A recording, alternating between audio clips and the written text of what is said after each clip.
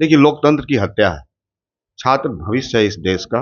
एक ही परिवार, एक ही पार्टी का हुकूमत रहा है बांकीपुर में। तेजस्वी प्रसाद यादव ने एक अति पिछड़ा समाज की महिला उम्मीदवार बनाया है और भारतीय जनता पार्टी तो ये अपने आप को बनिया समाज के वोट बैंक को बपौती समझने का काम कर रही है। भारतीय जनता पार्टी के लोग तो दिखावे में है, उनकी हालात तो खराब है। तो नौजवान सड़कों पर आ गया है और नौजवान जब जब सड़क पर आता है तो इतिहास देखिए, सरकार बदलती है। आदाब, नमस्कार। मैं हूं उजरा और आप देख रहे हैं मंत्र टुडे। आपको बता दें, जंतर मंतर की जो आग है अब पटना की सड़कों पर भी दिखने लगा है। और कल जिस तरह से जो लाठीचार्ज हुआ छात्रों पे, इन्हीं सब संदर्भ में हम बात करेंगे। हमारे साथ जुड़े हैं राजद के हैं प्रधान महासचिव हैं रणविजय साहू। बहुत बहुत स्वागत है हमारे चैनल से जुड़े। बहुत बहुत धन्यवाद। रणविजय जी, क्या कहिएगा कि जिस तरह से छात्रों पर लाठीचार्ज हो रहा है, इसको लेकर आप क्या कहिए? देखिए, लोकतंत्र की हत्या है। छात्र भविष्य है इस देश का, इस राज्य का। वो तो इतना ही आंदोलन कर रहे हैं कि देश में जब से एनडीए की सरकार बनी है, नरेंद्र मोदी की सरकार बनी है, पिछले 9 बार से ज्यादा नीट के परीक्षे लीक हुए हैं, पर्चे लीक हुए हैं। और उसकी जांच हो, जो मंत्री हैं धर्मेंद्र प्रधान जी का, उनका बार बार संलिप्तता आ रही है, लेकिन सरकार संज्ञान नहीं ले रही है। बापू ने कहा था, संवैधानिक अधिकार है हमारा। आज इस संविधान के तहत हम धरना पर बैठे, नौजवान जंतर मंतर में पिछले 20 दिनों से धरना पर थे, लेकिन बर्बरता पूर्वक लाठी चार्ज करना कहीं न कहीं 1974 की याद बिहार और देश के छात्रों को लगी। और ये स्वतः आंदोलन है। इस आंदोलन में लोग निकल के पकड़े, सरकार को बैकफुट पर आना पड़ा। भारत सरकार को उन्होंने मेट्रो तक को बंद कर दिया। ये बांकीपुर का चुनाव हो रहा है, जिस तरह से लाठियाचार्ज हो रही है, केंद्रीय मंत्री जो है कह रहे हैं कि राजनीति रोटी सेका जा रहे हैं विपक्ष, तो तेजस्वी यादव कहाँ है अभी? अब देखिए, भारतीय जनता पार्टी की हालात खराब है। जब से बांकीपुर का उपचुनाव का ऐलान हुआ है, उन्होंने उम्मीदवार को लाया, 24 घंटा उम्मीदवार को वापस लिया।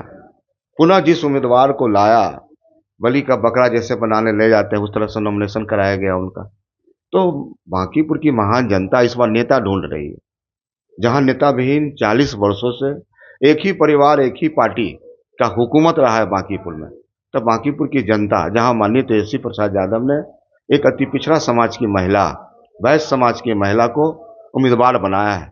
और भारतीय जनता पार्टी तो ये अपने आप को बनिया समाज के वोट बैंक को बपौती समझने का काम कर रही है। लेकिन इस बार बांकीपुर ने ठान लिया है कि एक महिला को, जो रेखा गुप्ता के रूप में हम लोग उम्मीदवार हैं। रेखा गुप्ता के साथ कोई बड़ा चेहरा दिख नहीं रहा है। वो अकेले बेचारी अपना जो रैली कर रही है या जो भी संबोधन कर रही है, लोगों से मिल रही है, अकेले क्यों? आखिर महागठबंधन के कोई लोग वहां पर मौजूद नहीं रहते, थोड़ा बहुत राजद के ही लोग रहते हैं सर। देखिए, पूरी पार्टी लगी हुई है, महागठबंधन लगा हुआ है। महागठबंधन का कोऑर्डिनेशन कमेटी हो, चाहे माले हो, चाहे कांग्रेस हो, चाहे सीपीआई हो, सीपीआईएम हो, वीआईपी हो, तमाम पार्टी कार्यकर्ता वर्कर लगे हुए हैं और सब काम कर रहे हैं। भारतीय जनता पार्टी के लोग तो दिखावे में है, उनकी हालात तो खराब है। अब देखिए, गली गली में केंद्रीय मंत्री घूम रहे हैं। 40 स्टार प्रचारक की जरूरत उनको क्यों पड़ी? जब काम कर रहे हैं जनता के बीच, उनको विश्वास है कि जनता हमको जिता देगी, तो 40 स्टार प्रचारक दिल्ली से आ रहे हैं। पवन सिंह जैसे स्टार प्रचारक, नितिन नवीन जैसे स्टार प्रचारक, तो साबित करता है कि भारतीय जनता पार्टी की लोकप्रियता घटी है। और जिस प्रकार से बांकीपुर में भ्रष्टाचार हुआ है, अब देखिए मीठापुर में, बांकीपुर का इलाका है, पुल बने 6 महीना में पुल धंस गए, पुल गिर गई। तो इस बात को लेकर लोगों में काफी आक्रोश है। और बाकी इसको आनंद फानन में रेखा गुप्ता को उठाया गया था क्या, या महागठबंधन से किसी तरह का सवाल या कुछ पूछा नहीं गया? कांग्रेस के कई लोग नाराज थे इस पे। ये देखिए, पूरी तरह से महागठबंधन कोऑर्डिनेशन कमेटी ने तय किया, राष्ट्रीय जनता दल पार्लियामेंट्री बोर्ड ने तय किया। हमारे यहाँ लोकतंत्र है, हमारे यहाँ संविधान है, और हम लोग विचारों की राजनीति नहीं करते हैं। पूरी तरह से जो विचारधारा है, उन विचारधारा पर हम काम करते हैं। जहां अम्बेडकरवादी, लालूवादी, कपूरीवादी, उन रास्ते पर हम चलते हैं। मानसून सत्र चल रहा, तेजस्वी यादव नहीं है। अब तेजस्वी यादव के सिपाही है ना, हम उनके सिपाही हैं। पार्टी के कार्यकर्ता हैं, पार्टी के विधायक हैं, और तमाम एक एक कार्यकर्ता तेजस्वी प्रसाद यादव है, लालू यादव। कल जिस तरह से लाठीचार्ज हो, उसको लेके क्या कहिएगा? और आज आप लोग भी मार्च निकालने वाले हैं। अब तो देखिए, लगातार ये लोकतंत्र की हत्या हो रही है। छात्र नौजवान आंदोलन कर रहे हैं और सरकार लाठियां बरसा रही है।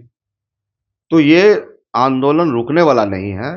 और स्वतः छात्रों का जो आंदोलन है, और आंदोलन बड़ा होते जाइए तो गांव तक जाएगा। ये तो अभी शहर आया, दिल्ली से पटना आया है और पटना से गांव तक जाएगा ये, और इसको कोई रोक नहीं सकता है।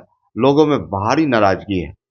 छात्रों नौजवानों को एनडीए की सरकार ने पिछले 14 बरस में जो ठगने का काम किया है, लोग तबाह है, महंगाई चरम सीमा पर है और हाहाकार मचा हुआ है, बेरोजगारी चरम सीमा पर, पलायन हो रहे हैं लाखों में।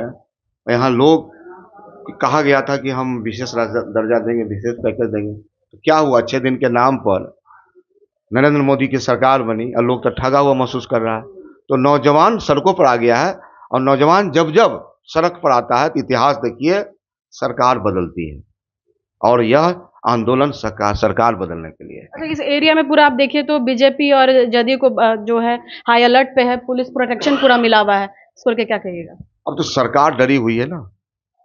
कल आप विधानसभा के चारों तरफ जिस प्रकार से छात्र युवा का घेराव था, और हम तमाम विधायक कैदी बने हुए थे, मुख्यमंत्री खुद कैदी बने हुए थे, कैद में थे विधानसभा। लग रहा था कि उन लोग को डर लग रहा है। पूरी तरह से डर फैल हो चुके हैं। ये जनता के विश्वास को खो चुके हैं। नौजवान युवाओं में बीजेपी के विधायक को भी कल मारा गया है, तो क्या कहिएगा? अब तो उनको लोग खोज रहे हैं। ये लोग अच्छे दिन के नाम पर वोट लिए, नौजवानों को नौकरी देंगे, 1 करोड़ नौकरी देंगे, तो लोगों में जो गुस्सा है, अभी तो तमाम विधायक को देख रहे हैं अपना झंडा उतार लिए हैं। उनको इतनी भय है छात्रों से कि वो अपना झंडा तक उतार लिए हैं। अच्छा, आज आप लोग क्या करने वाले हैं? आज तो हम लोग सदन के अंदर भी हंगामा किए। सदन के अंदर एक माननीय सदस्य ने कहा कि वो छात्र हो ही नहीं सकते हैं, ये बैड एलिमेंट है, गुंडा तत्व है। तो हम लोग ने पूरी प्रतिकार किया कि जो आंदोलित छात्र है, जो आंदोलनकारी है, उसको आप कैसे कह सकते हैं कि गुंडा है, अपराधी प्रवृत्ति के लोग हैं। ऐसे जो छात्र होते हैं, पवित्र आंदोलन होता है, उस पवित्र आंदोलन को आपने एक गुंडा और हमलावर का रूप दिया, तो पूरा सदन उत्तेजित हो गया। लगता है धर्मेंद्र प्रधान इस्तीफा देंगे। अब नरेंद्र मोदी को संज्ञान लेना चाहिए। मोदी जी के काफी दुलरुए हैं वो, मोदी जी चाह रहे हैं उनको बर्खास्त करना, लेकिन देश की जनता, बिहार की जनता बर्खास्त कर देगी। चलिए, बहुत बहुत धन्यवाद आपको।